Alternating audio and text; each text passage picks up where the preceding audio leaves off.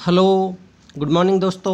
मैं हुकम सिंह अपने YouTube channel target achievers zone में आपका स्वागत करता हूं। अपने इंडियन ज्योग्राफी की सीरीज़ को आगे कंटिन्यू करते हुए आज हम लेक्चर 16 पढ़ेंगे, जिसमें हम पेनिनसुलर प्लेट्यू ऑफ इंडिया का पार्ट 2 पढ़ेंगे। देखिए, जैसा कि आपको पता होगा, हमने पिछले लेक्चर में इसका पार्ट 1 देखा था, जिसमें हमने मेनली सेंट्रल हाईलैंड्स को डिस्कस किया था। देखिए दोस्तों, मैं इस चैनल पर आपको कंप्लीट जियोग्राफी कराने वाला हूं, तो आप इसका फ़ायदा उठाइए और इसको रेगुलरली फॉलो कीजिए। देखिए, ये जो सीरीज़ है ये आपके लिए यूपीएससी तक कवर करेगी, उसके बाद एसएससी, रेलवे या फिर कोई भी स्टेट पीसीएस एग्ज़ाम हो, जैसे कि हरियाणा का एचसीएस का जो एग्ज़ाम होता है, Haryana civil services, UP PCS का, इवन किसी भी स्टेट का स्टेट पीसीएस एग्ज़ाम हो, हर किसी में आपको फ़ायदा देगी। तो आप इसका फ़ायदा उठाइए और इसको रेगुलरली फॉलो कीजिए। देखिए, जो सेंट्रल हाईलैंड्स हैं उनको हमने पिछले लेक्चर में डिस्कस कर लिया था। आज हम जो हमारा मेनली डेक्कन प्लेट्यू है, जो कि इन्वर्टेड ट्रायंगुलर शेप में है, उसको जानने की कोशिश करते हैं। अगर हम इसको सब डिवाइड करना चाहें तो इसमें आपको Maharashtra plateau, Karnataka plateau, Telangana plateau, Chhattisgarh के प्लेन्स और दंडकारण्य प्लेट्यू ये मिलेंगे। तो हम इस लेक्चर में इन्हीं को डिटेल में डिस्कस करने वाले हैं, ठीक है। तो देखिए, जो डेक्कन प्लेट्यू है, इसकी जो हमारी सेंट्रल हाईलैंड्स को हमने पहले देख लिया है। इसमें हम जो महाराष्ट्र प्लेट्यू वाला रीजन है, इसके बाद कर्नाटका प्लेट्यू में आपको धारवाड़ क्रेटोन और दंडकारण्य प्लेट्यू में बस्तर क्रेटोन मिलेंगे। क्रेटोन का मतलब होता है दोस्तों, जो हमारी कॉन्टिनेंटल क्रस्ट है उसमें बहुत लंबे समय से कोई भी वेरिएशन नहीं हुआ है, यानी कि उसमें स्टेबिलिटी बनी हुई है। जो थोड़ा बहुत नाम मात्र का चेंज हुआ है वो उसके जो नेबरिंग कॉन्टिनेंट्स हैं उनकी वजह से हुआ है। आई होप आपको क्लियर है, ठीक है। तो देखिए, जो हमारा पेनिनसुलर प्लेट्यू है, जो हमारा डेक्कन प्लेट्यू है, उसके हम एरिया की बात करें तो वो 5 लाख स्क्वायर किलोमीटर के आसपास है। ये एक ट्रायंगुलर शेप में है, जो कि मैं बता ही चुका हूँ आपको। और ये किस चीज़ से घिरा हुआ है? इसके नॉर्थ वेस्ट में आपको सतपुड़ा और विंध्या रेंज मिलेगी, नॉर्थ में आपको महादेव और माइकल रेंज मिलेंगी, वेस्ट में आपको वेस्टर्न घाट्स मिलेंगे और ईस्ट में आपको ईस्टर्न घाट्स मिलेंगे।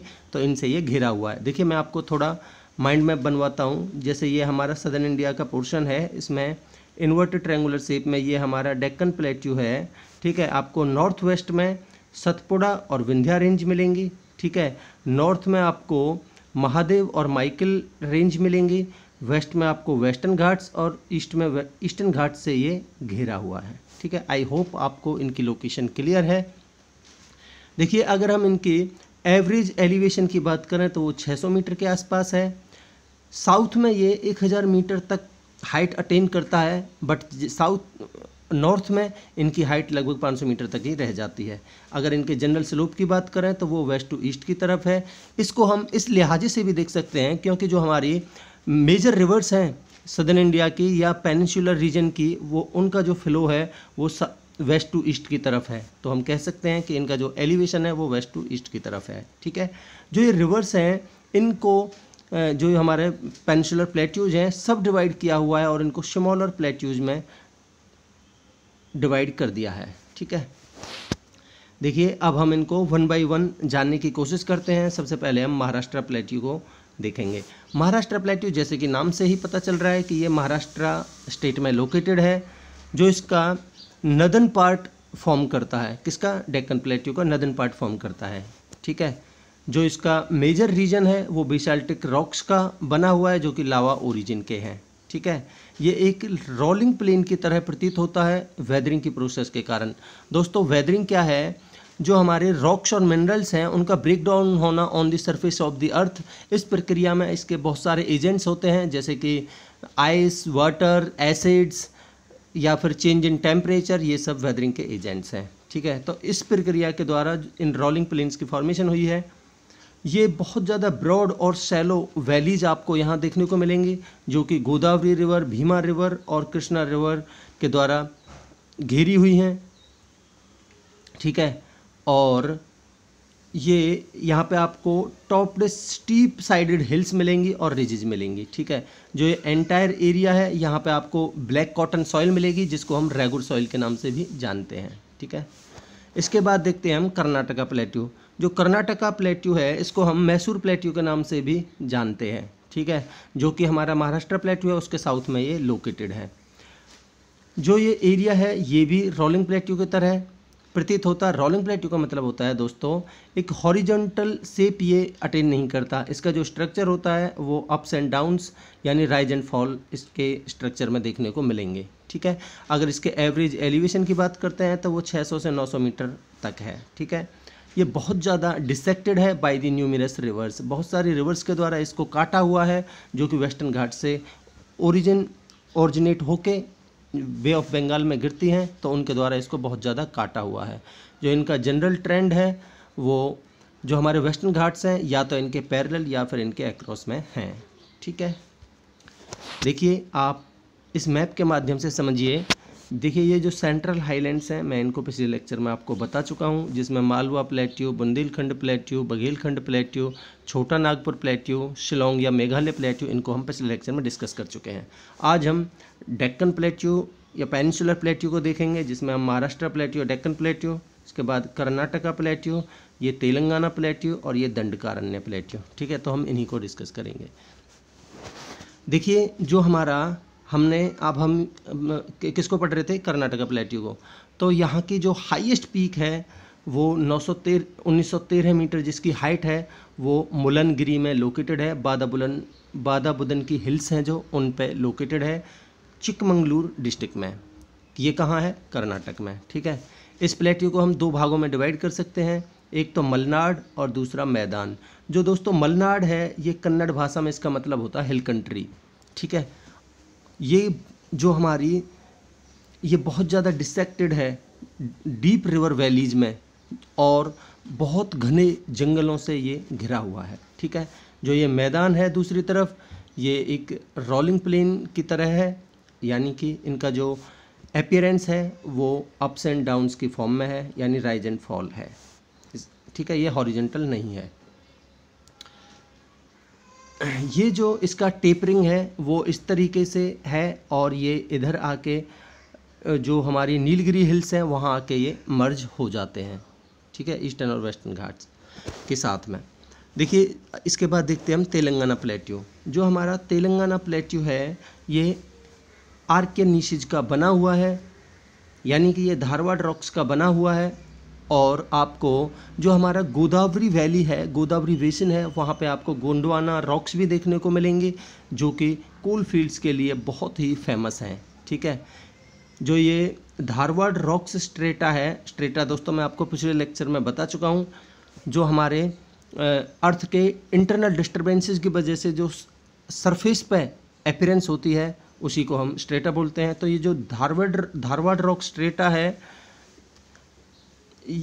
ये बहुत ज़्यादा रिच है मिनरल रिसोर्सेज में, क्योंकि यहाँ बहुत सारे मिनरल रिसोर्सेज का ओरिजिन है। ठीक है, अगर इनके एवरेज एलिवेशन की बात करें तो वो 500 से 600 मीटर है। जो इसका सदर्न पार्ट है वो ऊंचा है as compare to the northern part. ठीक है, जो ये रीजन है ये इन मेनली 3 रिवर्स के द्वारा ड्रेन किया जाता है। कौन कौन से, गोदावरी, कृष्णा और पेन्नेर रिवर। ठीक है, जो ये प्लेट्यू है एंटायर प्लेट्यू, इसको हम the entire plateau is divided into Ghats and the peneplains. Peneplains मैं आपको बता चुका हूँ, जो इरोजन के बाद एक सेपरेट एरिया बचता है उसको हम पेनी प्लेन बोलते हैं। ठीक है, इसके बाद देखते हैं हम छत्तीसगढ़ प्लेन। ठीक है, अभी तक हम प्लेट्यूज देख रहे थे, अब एक पॉइंट हम प्लेन का देखते हैं, छत्तीसगढ़ प्लेन, जो कि इसी जो हमारा पेनिनसुलर रीजन है इसी में आता है, तो हम इसको भी देख लेते हैं। जो छत्तीसगढ़ प्लेन है ये एकमात्र प्लेन है इस पेनिनसुलर प्लेट्यू में। ठीक है, इसका जो स्ट्रक्चर है, जो इसकी शेप है वो सॉसर लाइक शेप्ड है, मतलब जो तस्तरी के आकार की इसकी शेप है और जो हमारी अपर रिवर एरिया है उसके द्वारा इसको ड्रेन किया जाता है। ठीक है, जो ये पूरा बेसिन है ये माइकल रेंज और उड़ीसा हिल्स के बीच में लोकेटेड है, जिनको मैं आपको पहले पढ़ा चुका हूँ। ठीक है, ये जो रीजन है पहले कभी हैथई वंशी राजपूत के द्वारा रूल किया जाता था, जहाँ पे 36 फोर्ट्स हैं, 36 फोर्ट्स हैं, इसलिए इस स्टेट का नाम छत्तीसगढ़ पड़ा है।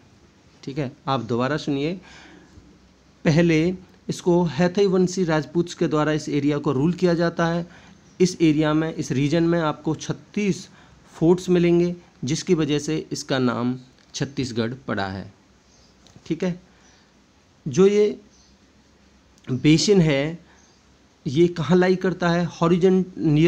Nearly horizontal beds of the limestone and shales. ठीक है, इसका अगर हम जनरल एलिवेशन देखें तो वो 250 मीटर के आसपास आपको मिलेगा। ठीक है, इसके बाद देखते हैं हम दंडकारण्य प्लेट्यू।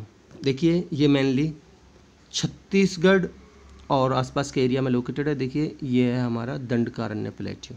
ठीक है, जो दंडकारण्य है ये हिस्टोरिकली पॉइंट ऑफ व्यू से बहुत ही इम्पोर्टेंट एरिया है। ठीक है, जिसका जिक्र रामायण में भी किया गया है। ये प्रेजेंट डे हमारा जो छत्तीसगढ़ का बस्तर रीजन है वहाँ पे लोकेटेड है। ठीक है, ये कि मेनली इसकी लोकेशन जो हमारा सेंट्रल पार्ट है इंडिया का वहाँ लोकेटेड है, extending over neighbouring of about 35,600 square miles. जैसा कि मैंने आपको बता ही दिया। यहाँ पे आपको अबूझमठ हिल्स मिलेंगी वेस्ट साइड में, और ईस्ट साइड में आपको ईस्टर्न घाट्स मिलेंगे जिसके द्वारा ये घिरा हुआ है। ठीक है, जो अबूझमठ हिल्स हैं ये बहुत ज़्यादा फॉरेस्टेड एरिया है। ठीक है, और कहाँ कहाँ फैला हुआ है? नारायणपुर डिस्ट्रिक्ट, बीजापुर डिस्ट्रिक्ट और दंतेवाड़ा डिस्ट्रिक्ट में ये फैला हुआ है। यहाँ पे बहुत सारी इंडिजिनस ट्राइब्स मिलेंगी आपको इंडिया की, जैसे कि गोंड, मूरिया, अबूझमारिया एंड हलबास। देखिए दोस्तों, इनको आप याद रखिए, ये एग्जाम पॉइंट ऑफ व्यू से बहुत इम्पोर्टेंट है। ठीक है, इसके बाद जो दंडकारण्य है includes part of the Chhattisgarh, Orissa, Telangana और आंध्र प्रदेश स्टेट हैं, इनके एरिया में ये फैला हुआ है। ठीक है, अगर हम इसकी डायमेंशन की बात करें तो ये नॉर्थ में 200 माइल्स है और साउथ में ये 300 माइल तक वेरी करता है। ठीक है, तो इस तरीके से दोस्तों ये लेक्चर कंप्लीट होता है। मैं आशा करता हूँ कि आपको बहुत अच्छा लगा होगा, आपके कॉन्सेप्ट्स क्लियर हुए होंगे। अगर आपको कोई भी डाउट है then you can comment me, मैं उसको क्लैरिफाई करने की कोशिश करूँगा। अगर आपको ये लेक्चर पसंद आया है तो आप मेरे YouTube channel target achievers John को लाइक, शेयर एंड सब्सक्राइब कीजिए। Thank you so much, have a great day.